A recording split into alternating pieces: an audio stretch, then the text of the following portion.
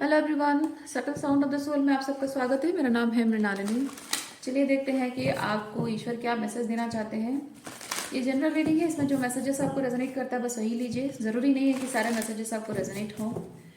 Gender specific messages नहीं है और टाइमलेस रीडिंग्स हैं। आपको जब भी रेजोनेट करता है आप क्लेम कर सकते हैं।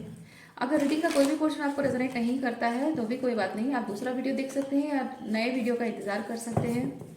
अब ज़रूरी नहीं है कि जो वीडियो अपलोड हो रहा है वो सारे के सारे वीडियो सीरीज़ में आपको रेजोनेट हो। कोई हो सकता है, कोई नहीं हो सकता है। आपको यकीन रखने की ज़रूरत है कि अगर इस वीडियो में आपके लिए कोई मैसेज नहीं है तो आपके लिए नेक्स्ट जो मैसेज आना चाहिए उसका डिवाइन टाइमिंग एक दूसरा टाइमिंग है, दूसरा वीडियो के साथ जुड़ा हुआ है आपका डिवाइन टाइमिंग। तो उसी हिसाब से आप थोड़ा सा ओपन माइंडेडनेस रखिए।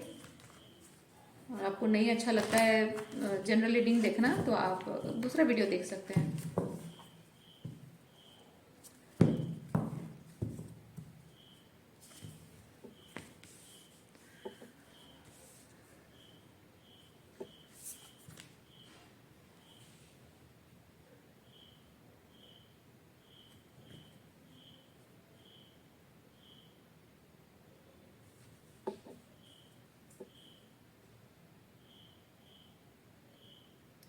देखिए यहाँ पे ये चीज़ मैं समझ रही हूँ कि ये कार्ड्स के थ्रू मैं ये समझ पा रही हूँ कि आप समय के साथ साथ बहुत बदल गए हैं।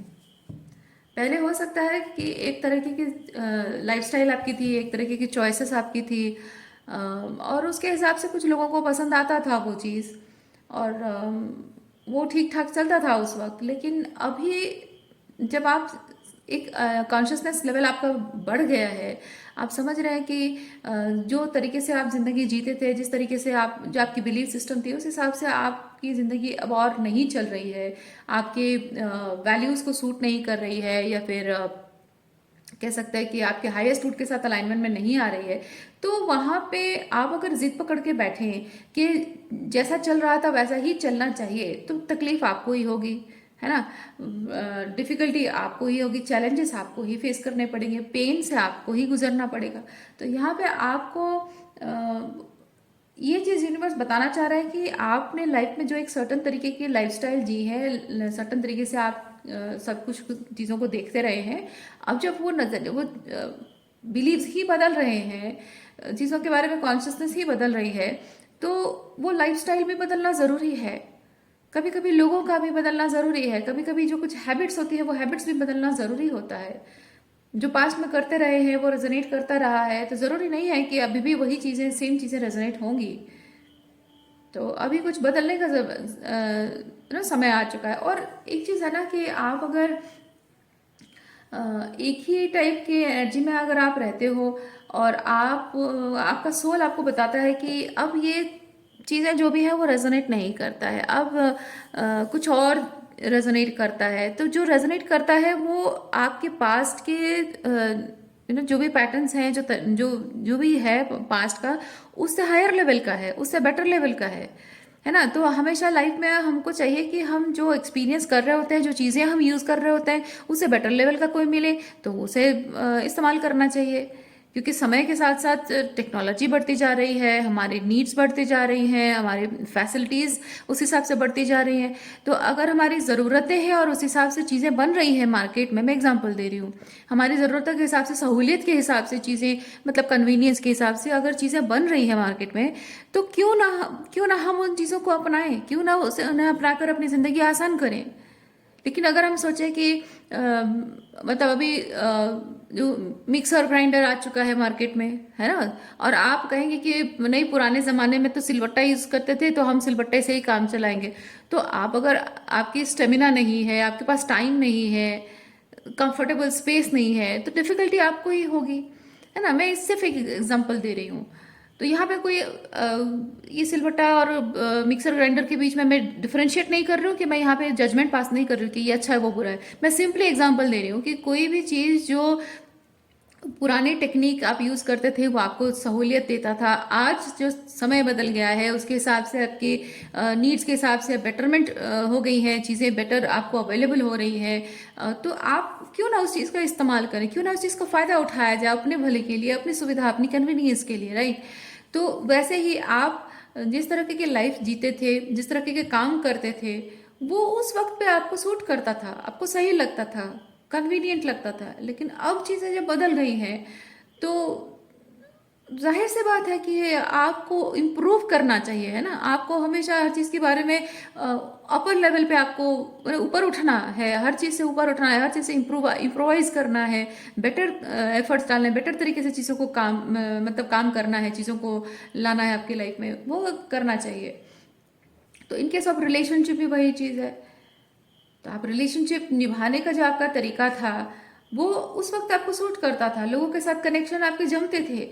लेकिन अब जब आपके अंदर कॉन्शियसनेस इंक्रीज हो गई है, हायर लेवल ऑफ जो कॉन्शियसनेस आपकी आ गई है, तो उसके हिसाब से आपको वही सेम कनेक्शन पहले जैसे अच्छा लगता था अब वैसा नहीं लगेगा। कुछ आपको वहाँ फ्लॉज दिखाई नहीं देते थे, अब फ्लॉज दिखाई देने लगेंगे। तो जाहिर सी बात है कि अब यहाँ पे एक बदलाव की ज़रूरत है ना। तो ये एक्सेप्ट कर लेना कि यहाँ पे भाई it's time to move on, it's time to move on. और मूव ऑन करना गलत बात नहीं होता है, नॉन कमिटल नहीं होता है। मूव ऑन करने का मतलब होता है कि आप लाइफ में इम्प्रूव करना चाह रहे हो, अपने हायर सेल्फ के साथ कनेक्ट होकर हायर डेस्टिनी को आप अलाइनमेंट में आने के लिए सोच रहे हो। आपका हायर कुछ बेटर चीज़ है, उसे मैनिफेस्ट करने की कोशिश करो, तो इसमें बुराई क्या है।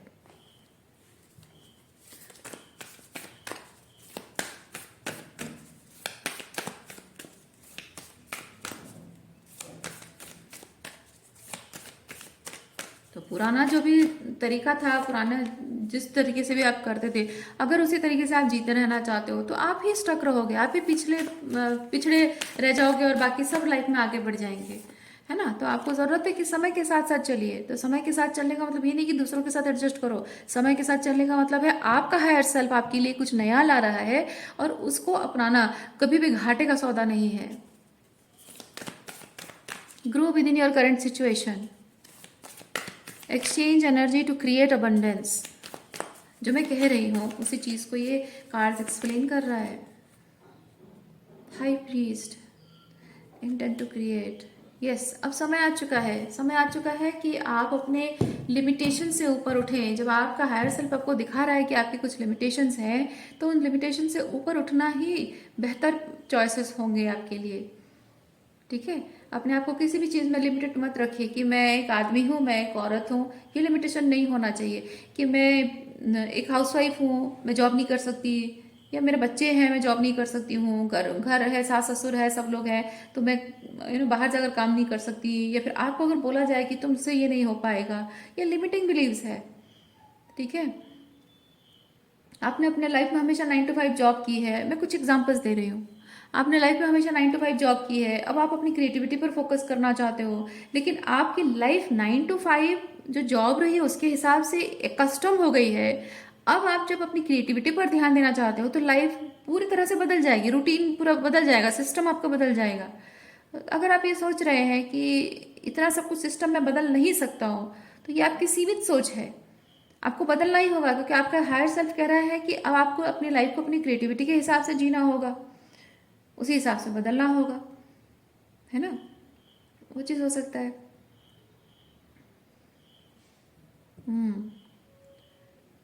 जाहिर सी बात है, आप जब पढ़ाई करते हो, आप क्लास 7 में अगर पढ़ते हो, तो क्लास 7 अगर पास हो जाते हो तो आप वही क्लास 7 में बैठे नहीं रहते हो कि मुझे क्लास 7 में पढ़ाई अच्छा लगता था, इसके टॉपिक सब्जेक्ट वगैरह अच्छे लगते थे, बैठे नहीं रहते हो। क्लास 8 में जाना होता है आपको, है ना। तो इम्प्रूवमेंट, लाइफ में इम्प्रूवमेंट हो रहा है, मूवमेंट हो रहा है, मूव फॉरवर्ड हो रहा है। और आप अगर स्टक वहीं पे रहना चाह रहे हैं तो यहाँ आपकी स्पिरिचुअल ग्रोथ हो ही नहीं सकती। और आपकी स्पिरिचुअल ग्रोथ होना है, ज़रूरी है। सो अब ये आपके हाथ में है, आप स्पिरिचुअली ग्रो करना चाह रहे हो या फिर जहाँ हो वहीं स्टक रहना चाह रहे हो।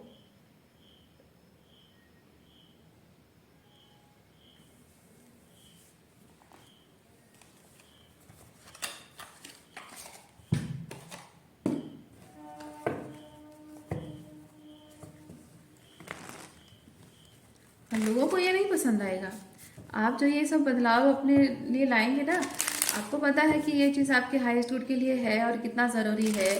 आप जो अपने आप में बदलाव लाएंगे ये लोगों को नहीं पसंद आएगा। जिन लोगों से आप डील करते हो, अगर वो आपके सच्चे दोस्त हैं ना, उनको जाहिर सी बात है, उनको अच्छा लगेगा कि हाँ चलो ये अपने लाइफ में कुछ अच्छा कर रही है, फाइनली अपने स्टक सिचुएशन से बाहर निकल रहा है, they will be happy for you. अपने लिए स्टैंड ले रहे हो, दे विल बी हैप्पी।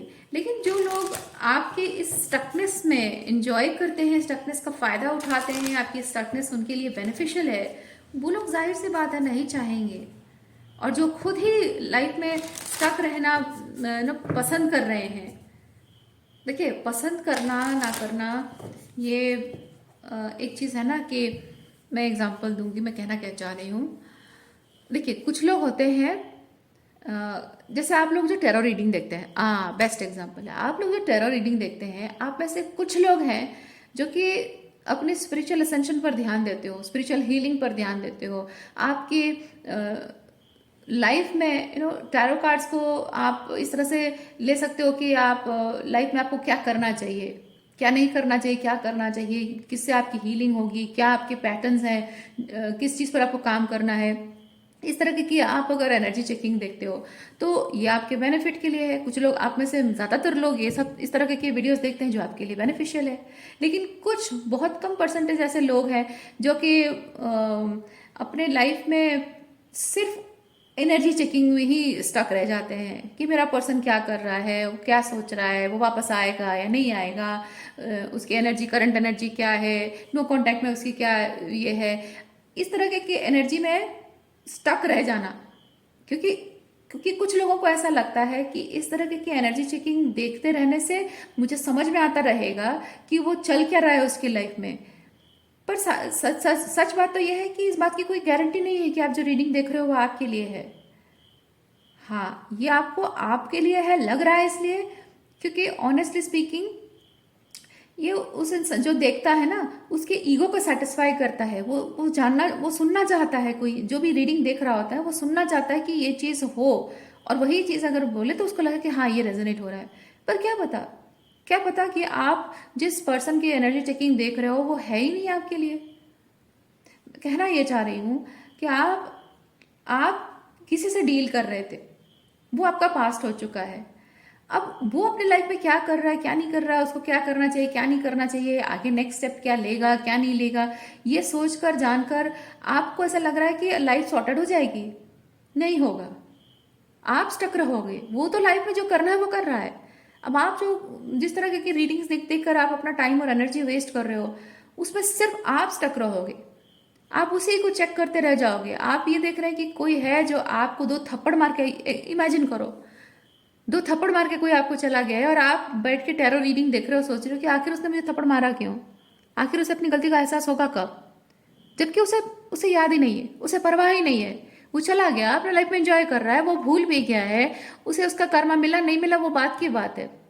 पर आप, उसे सजा क्यों नहीं मिल रही है, उसे समझ में क्यों नहीं आ रहा है, उसे अपनी गलती का एहसास कब होगा, ये सोच सोच कर उसी की एनर्जी के साथ जुड़े रहने की तमन्ना में आप एक ही जगह पे स्टक हैं। आप उस पेन से, उस दर्द से, उस तकलीफ से बाहर नहीं निकल पा रहे हो, उस याद से बाहर नहीं निकल पा रहे हो। बट आप बेटर डिजर्व करते हो, बेटर लाइफ डिजर्व करते हो, बेटर सिचुएशन डिजर्व करते हो, मूव फॉरवर्ड करना डिजर्व करते हो, है ना। तो कोई अपने आप को वहीं पे स्टक रख रहा है। तो आप में से जो लोग अपनी स्पिरिचुअल हीलिंग पर ध्यान देते हो, आपकी लाइफ इंप्रूव हो रही है। और जो लोग आप स्टकनेस को चूज कर रहे हो, आप सोच रहे हो कि मुझे आगे बढ़ना है, जो स्टकनेस को चूज कर रहे हैं, मैं उनकी बात कर रही हूँ। आपको लग रहा है कि मैं लाइफ में आगे बढ़ना चाहती तो हूँ, चाहता तो हूँ, पर हो नहीं रहा है। कैसे होगा? जो पास्ट है बस पीछे मुड़ मुड़ कर पास्ट की तरफ देख रहे हो, क्या हो रहा है, क्या नहीं हो रहा है, नो कांटेक्ट क्यों है, कब वापस आएगा, क्या होगा, ये सब देख रहे हो। तो आप तो पीछे मुड़ रहे हो ना, पीछे मुड़ कर देख रहे हो, तो दो कदम आगे कैसे चलोगे आप? तो आप अपनी स्पिरिचुअल हीलिंग पर फोकस करोगे, तभी जाकर आगे बढ़ोगे। आपको आप अपने लिए क्या करना उस पर ध्यान दोगे तो आगे बढ़ोगे। तो यहाँ पे एक चेंज जरूरी है ना। आपका सोल आपको बोल रहा है कि I need to move on, I feel like I should move on, but आप खुद को ही, आपका ईगो आपको अलाउ नहीं कर रहा है, क्योंकि आपको लगता है कि मैं अगर उसके बारे में जानूं तो I will feel like in things are in my control. पर क्या एक्चुअली में things are in your control? नहीं। सिर्फ 2-4 टैरो रीडिंग देखना है या 10-12 टैरो रीडिंग देख देने से आपके दिमाग में ये बात आ जाती है कि हाँ ऐसा है वैसा है वो है ये है वैसा है। कोई कहता है कि 2 महीने बाद आएगा, कोई कहेगा 2 दिन बाद आएगा, कोई कहेगा कि 24 घंटे के अंदर आएगा। ये सुन लेने से क्या आपको थोड़े टाइम के लिए आपको कंट्रोल लगता है कि हाँ things are now in my control, पर क्या सच में है? वो 24 घंटे जब निकल जाते हैं उसके बाद क्या होता है? फिर एंशियस होने लग जाते हो। फायदा क्या होता है? इस तरह की रीडिंग देख के फायदा क्या होता है आपको? कोई फायदा नहीं है। थोड़े टाइम के लिए बस आपको लगता है कि life is in my control right now, पर एक्चुअली में आपका दिमाग आपके कंट्रोल में नहीं है माय डियर। आपका ईगो सर चढ़ कर बोल रहा है कि अगर मैं ये चीज जानूं कि उसके लाइफ में क्या चल रहा है और क्या होने वाला है तो मुझे लगेगा कि सब कुछ मेरे कंट्रोल में है और सब कुछ सही चल रहा है, मैं जैसा चाह रहा हूं या चाह रही हूं उसके हिसाब से सब कुछ सही चल रहा है। पर ऐसा नहीं है। आप बेसिकली ये कहना चाह रहे हो कि आप दूसरों की लाइफ के बारे में आप जानकर आपको लगेगा कि आपके कंट्रोल में सब कुछ है, यानी कि दूसरों की लाइफ आप कंट्रोल में रखना चाह रहे हो, जो कि आपके हाथ में कभी था ही नहीं और है ही नहीं, हो ही नहीं सकता, है ना? आई डोंट नो ये एग्जाम्पल मैं क्यों दे रही हूँ। हो सकता है आप में से बहुत सारे लोगों को ये एग्जाम्पल की जरूरत थी, शायद जानना जरूरी था। अब देखिए एनर्जी भी उसी तरीके की आई है। तो यहाँ पे अगर आपका हायर सेल्फ आपको कह रहा है कि move on, move on, move on करो, आगे बढ़ो, वही उसी एनर्जी में स्टक मत रहो। हाँ ठीक है, एक टाइम था जब आपको क्लैरिटी पाने के लिए बहुत कुछ रीडिंग देखने की ज़रूरत थी, बहुत एनर्जी चेकिंग की ज़रूरत थी, ठीक है। अब आप अपनी एनर्जी चेकिंग करो, क्या आप किस तरह की एनर्जी में हो, आपको क्या हीलिंग करनी है, क्या इनर वर्क आपको करना है, क्या शैडो वर्क करना है, वो देखो ताकि वो आपके काम आए। तो अगर आपका हायर सेल्फ आपको बोल रहा है तो वो एक एनर्जी शिफ्ट आनी ज़रूरी है ना? अपने आप को सीमित रख रहे हो, जैसे मैंने कहा है यहाँ पे स्टडीम में कहा कि अपने आप को एक सीमित दायरे में रख रहे हो, पर आपका हायर सेल्फ कह रहा है कि we need to expand, we need to expand, we need to grow. तो ग्रो यही होता है कि आप अगर उस थॉट से बाहर निकलते हो कि मुझे परवाह नहीं है, मुझे सोचना भी नहीं है उसके बारे में, जो गया सो गया, अब मुझे हीलिंग करनी है, मुझे आगे बढ़ना है लाइफ में। आगे बढ़ना है मतलब आगे देखना होता है डियर। पीछे पीछे मुड़ मुड़ कर देख कर आप आगे नहीं चल सकते हो। आगे बढ़ने का मतलब आपको मैं एक चीज बताऊं, मैं जानती हूँ ये रीडिंग आप लोगों से बहुत लोगों को ट्रिगर कर रही है, पर फिर भी ये बताना मेरा काम है। आगे बढ़ना चाहता हूं, हो सकता है आप ये सोच रहे हैं कि मैं जैसा चाहता हूं, मैं आगे तो बढ़ना चाहता हूं, यानी कि मैं जैसा चाह रहा हूं वैसा अगर चीजें हो जाए तो मैं आगे बढ़ जाऊं, पर मैं जैसा चाह रहा हूं या चाह रही हूं उसके हिसाब से चीजें नहीं हो रही है, इसीलिए मैं आगे नहीं बढ़ पा रहा हूं। ये आपके ईगो का स्टेटमेंट है। आप आगे नहीं बढ़ रहे हो, आप पीछे मुड़कर देख रहे हो और आप चाह रहे हो कि आपका पास्ट आपके कंट्रोल में हो और वर्तमान आप जैसा चाहते हो वैसा बने। ये आगे बढ़ने वाली बात नहीं है। आगे बढ़ने का मतलब ये है एक्सेप्ट कर लेना इस बात को कि जो पास्ट था वो था, जैसा था वैसा था, और आज उस पास्ट के जो कुछ एक्शन बिहेवियर जो जिसकी वजह से आज जो वर्तमान का सिचुएशन है वो आज जैसा है वैसा है और ये ऐसा ही रहेगा। और मेरे कुछ चाहने नहीं चाहने से कुछ बदलता नहीं है।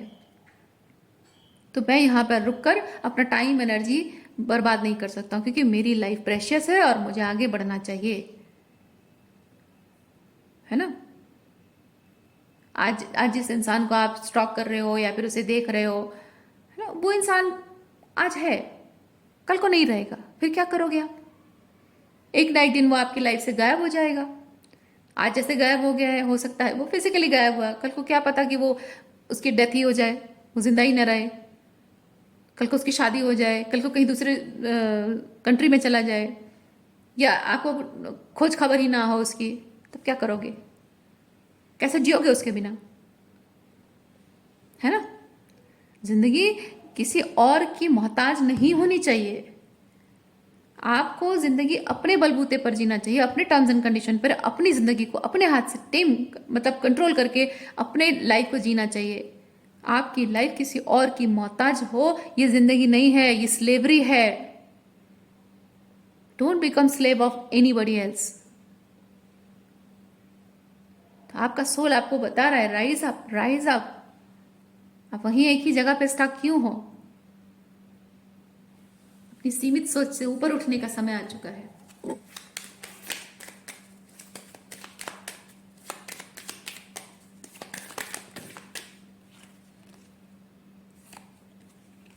देखिए, अपनी जिंदगी अपने टर्म्स में जी सकते हो, अपने लाइफ को अपने कंट्रोल में ले सकते हो। ये डाउट आपको अपने आप में है, सेल्फ डाउट है आपका, मैं उसके बिना जी नहीं सकती हूँ, उसके बिना मेरा क्या होगा। देखिए, you are consistently missing that person. आपकी जिंदगी का लाइट बना हुआ है ये person,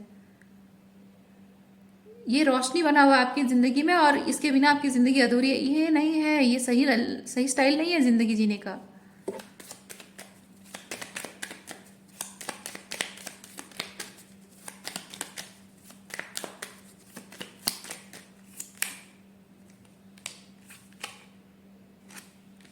king of wands and king of swords. Expect आप कुछ कर रहे हैं लेकिन हो कुछ रहा है, तो आप सच किसे मान रहे हो?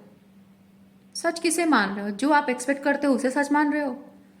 तब तो आप अपने ही इल्यूजन में हो, डिल्यूजन में खुद ही जिंदगी जी रहे हो। जो दिख रहा है, जो हो रहा है, जो बोला जा रहा है, वही सच है माय डियर। और उसी सच को आपको एक्सेप्ट करना है, जैसा है वैसा एक्सेप्ट करना है। आप जैसा चाहते हो वो सच नहीं है, वो सिर्फ आपकी इमेजिनेशन है, आपकी एजम्पशन है, आपकी इच्छाएं हैं। जरूरी नहीं कि वो चीज़ फुलफिल हो। और स्पेसिफिकली आपकी इच्छाएं जब किसी और से जुड़ी हुई हैं, तब तो फुलफिल होने के चांसेस तो बहुत कम है। आपके सपने, आपकी डिजायर्स, आपकी इच्छाएं जो है वो सिर्फ आपसे जुड़ी हुई है, तो आपके हाथ में है, आपके एक्शन पर डिपेंड करता है। आप जो चाहें वो कर सकते हो, दुनिया जीत सकते हो। लेकिन किसी और के साथ जुड़ी हुई है तो उस बात की कोई गारंटी नहीं है। आप इमोशनली बार बार हर्ट होते रहते हो, बार बार अपने ही बुने हुए एजम्पशन का जो जाल है ना, उसमें आप खुद ही फंसे हुए हो। आप इमोशनली बार बार डिसअपॉइंटेड इसलिए होते हैं क्योंकि आप दूसरों से एक्सपेक्टेशन रखते हो कि वो एक सर्टन तरीके से बिहेव करें, लेकिन वो एक अलग तरीके से बिहेव करते हैं। पता है, आपको अगर लगता है ना कि मैं एक सर्टन तरीके से एक्सपेक्ट करता हूं या करती हूं कि वो ऐसे बिहेव करे, that is the response of that person, not necessarily, actually not, it's not actually. वो कैसे रेस्पॉन्स दे रहा है, कैसे रिएक्ट कर रहा है चीज को, है ना, किस तरह से वो बिहेवियर शो कर रहा है, वो अपने आप में एक रिस्पॉन्स है। मैं एक एग्जांपल देती हूँ आपको। आप किसी इंसान से बैठकर बात कर रहे हो, आपको आपके रिलेशनशिप में कुछ डिस्प्यूट है, आप बात करके आप उस प्रॉब्लम को सॉल्व करना चाह रहे हो, और आपके लिए वो मैटर बहुत सीरियस है, क्योंकि अगर इस चीज़ पर बात ना की जाए तो मेरा और उसका रिश्ता कमज़ोर हो जाएगा, क्योंकि सर्टन थिंग्स आर देयर जो कि आप रेड फ्लैग देख रहे हो। और जब आप उस चीज़ को एक्नॉलेज करते हो उस इंसान को कि मैं यहाँ पे कुछ ऐसी चीज़ें देख रही हूँ जो मुझे लगता है रिलेशनशिप में वो प्रॉब्लम का कारण बन सकता है, and we need to talk about it, वो इंसान चुप रहता है, कुछ नहीं बोलता है। ठीक है, आप बार बार उस चीज पर बोल रहे हो, डिस्कस करने की सोच रहे हो, लेकिन उसका कोई रिस्पॉन्स नहीं, वो वहीं बैठा है, चुपचाप बैठा है, कुछ नहीं बोल रहा है, अपने आप को दूसरे किसी चीज में बिजी रख रहा है, मे बी अपने फोन में, मे बी कुछ लिखने में, या फिर कंप्यूटर में, लैपटॉप में टाइप करने में, या टीवी की तरफ नजर गड़ाया हुआ है, और maybe that person is not listening to you. क्या पता, उसके कानों में आपकी आवाज सिर्फ जा रही है और अब उसको कुछ सुनाई नहीं दे रहा है, समझ ही नहीं आ रहा है, उसके दिमाग में घुस ही नहीं रहा है, क्या पता। तो वहां पे अगर आप बात करने की कोशिश कर रहे हो, प्रॉब्लम सॉल्व करने की कोशिश कर रहे हो, और आप एक्सपेक्ट कर रहे हो कि वो आपसे बात करे, तो आपको अगर ये लग रहा है कि वो कुछ बोले, बात करे, तभी मेरे सारे क्वेश्चंस के आंसर मिलेंगे, तभी हमारे सिचुएशन में एक चेंज आएगा या फिर एक सोल्यूशन मिलेगा, तो ये आप एक्सपेक्ट करते बैठे रह जाओगे, आपको आंसर नहीं मिलेगा।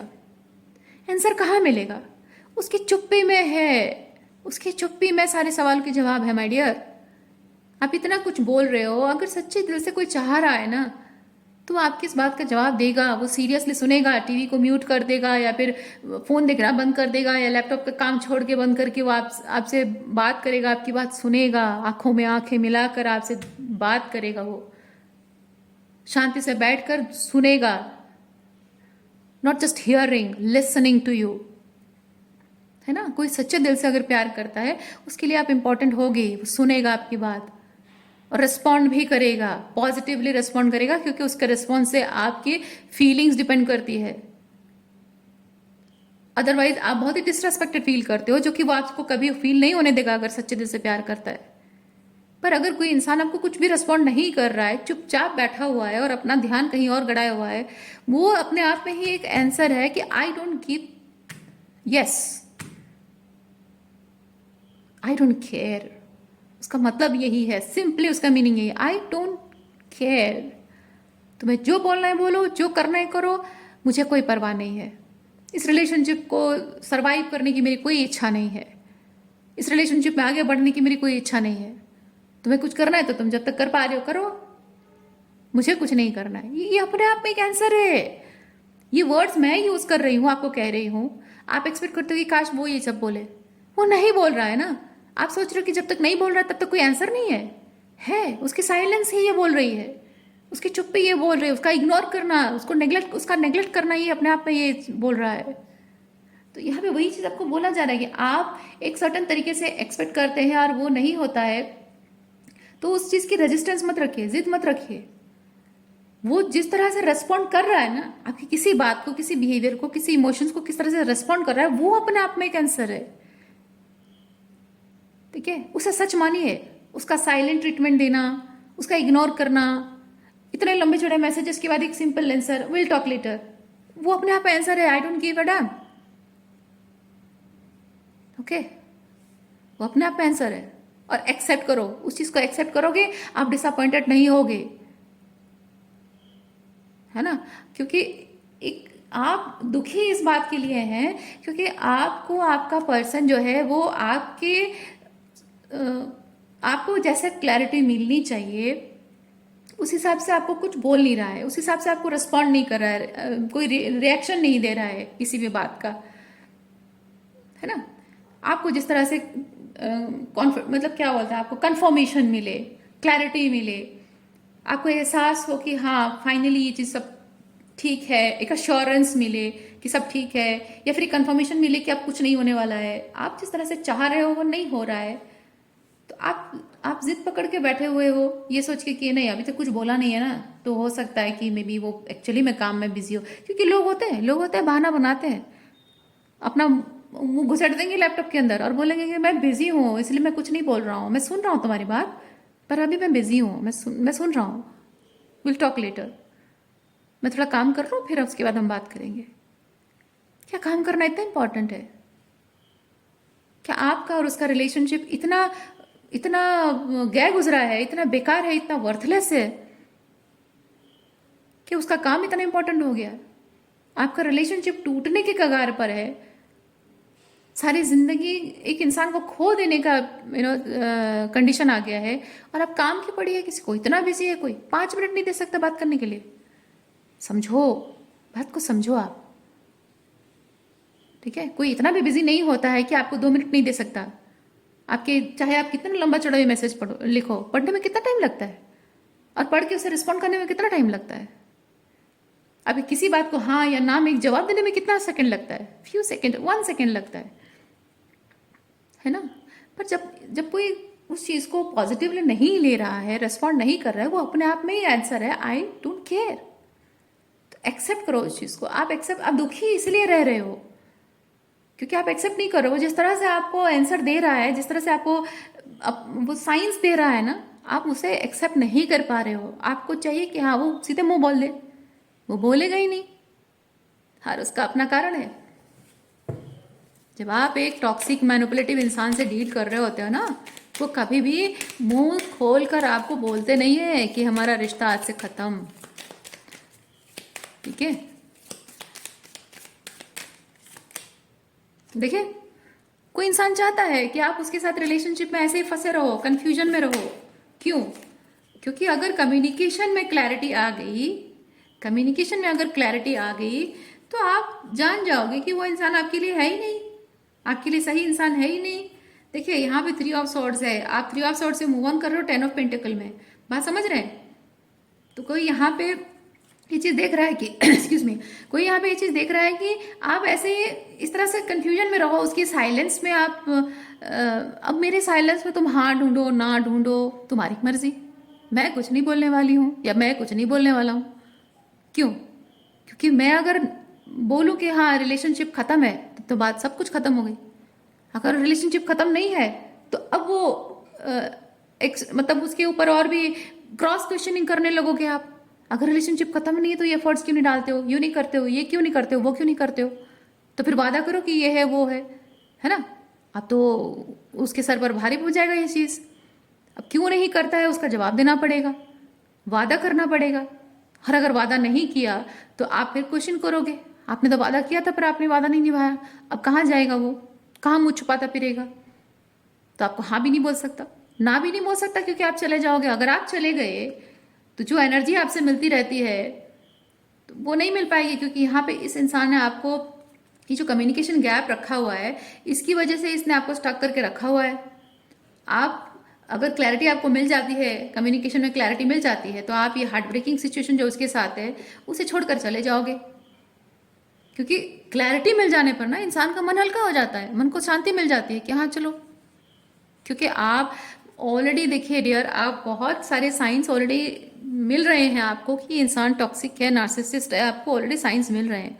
पर आप ये साइलेंट ट्रीटमेंट देकर कंफ्यूजन में जो आपको रखा हुआ है, उसकी वजह से आपकी एक जिद है कि मैं अपने तरीके से, जैसा क्लैरिटी मुझे मिले, मेरे मन को कंफर्मेशन मिले, है ना, उस हिसाब से हो तभी जाकर मैं आगे बढ़ूंगी। और शायद उस तरह से कम्युनिकेशन में क्लैरिटी अगर आपको मिल जाए, हाँ या ना सही जवाब आपको मिल जाए, तो हो सकता है शायद आप बहुत खुशी खुशी इस रिलेशनशिप से निकल जाओ।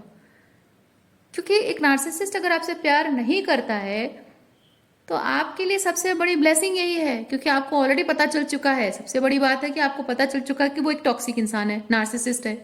पर अभी तक आपको लगता है कि शायद वो मुझसे प्यार करता है। तो चाहे वो कितना भी टॉक्सिक हो, प्यार तो अंधा ही होता है ना। प्यार तो यही कहलाता है। तो प्यार अंधा नहीं होता, इमोशनल अटैचमेंट अंधा कर देता है। तो आपको इमोशनल अटैचमेंट यही कहता है कि वो चाहे कितना भी टॉक्सिक हो, कितना भी बुरा व्यवहार करे, कितना भी गुस्सैल इंसान हो, पर प्यार करता है ना, तो मैं उसे छोड़कर नहीं जाऊंगी। और वही तो वो नहीं बताता है कि नहीं करता हूँ, परवाह नहीं करता हूँ, वो नहीं बताएगा, क्योंकि वो चाहता है कि आप स्टक रहो, उसके साइलेंट ट्रीटमेंट को लेकर कंफ्यूजन में रहो, हमेशा उसके साथ रहो, आगे ना बढ़ पाओ। क्योंकि अल्टीमेटली ये चीज़ होगा कि आप खुशी खुशी निकल जाओगे, क्योंकि आप ऑलरेडी बहुत सारे साइंस देख चुके हो, और खुशी खुशी एक बार निकल गए, मूव ऑन करना आपके लिए बहुत आसान हो जाएगा। नेक्स्ट रिलेशनशिप में with 10 of pentacle, next relationship में आपका चले जाना वो आसान हो जाएगा। तो एक इंसान क्या फील करेगा जिसे पीछे छोड़कर जाओगे, वो क्या फील करेगा, लूजर की तरह नहीं महसूस करेगा, है ना। मेरे सिर्फ एक ये कह देने से कि नहीं प्यार नहीं करता हूँ, सिर्फ ये बात कह देने से ये पर्सन, मतलब आप रिलेशनशिप छोड़कर चले भी गए, मैं अकेला रह गया, तुम निकल गई, अब तुम्हारी शादी हो गई है, मतलब वो क्या सोचेगा कि हाँ यार मैं अकेला रह गया। रिलेशनशिप में ब्रेकअप होता है ना, तो मैं मूव ऑन कर जाता हूँ और वो अगर अकेली दुखी रहती है ना तो अच्छा रहता है। लेकिन अगर वो मूव ऑन कर गई है, उसकी शादी हो गई, इतने खुश है, सुखी है, पति के साथ घूमती है, हनीमून पे गई, बाहर टूर पे गई घूमने, ये वो, और मैं यहाँ अकेला सिंगल बैठा हुआ हूँ, हारा हुआ, मुझे देख के हंसती होगी मेरे ऊपर, उसकी उसके ईगो को ठेस पहुंच जाती है ना। तो कोई इंसान नहीं चाहता है कि मैं यहीं पे, क्योंकि ये ब्रेकअप अगर हो गया, रिलेशनशिप अगर टूट गया, तो मैं यहीं स्टक रहूंगा और वो निकल जाएगी, क्योंकि उसे क्लैरिटी मिल गई कि मैं नहीं निभा सकता। तो खुशी खुशी निकल जाएगी, क्योंकि उसे ऑलरेडी पता है, यानी आपको ऑलरेडी पता है कि वो अच्छा नहीं है, वो सही नहीं है आपके लिए, है ना। तो कन्फ्यूजन बना के रखा जा रहा है ताकि आपको क्लैरिटी ना मिल पाए और आप मूव ऑन ना कर सको। तो आप एक ऐसे इंसान से डील कर रहे हो जिसकी सोच शायद ऐसी हो कि अगर मैं जिंदगी में कभी खुश नहीं रह पाया ना, तो मैं तुम्हें रहने नहीं दूंगा। ठीक है, किसी ऐसे इंसान से आप डील कर रहे हैं।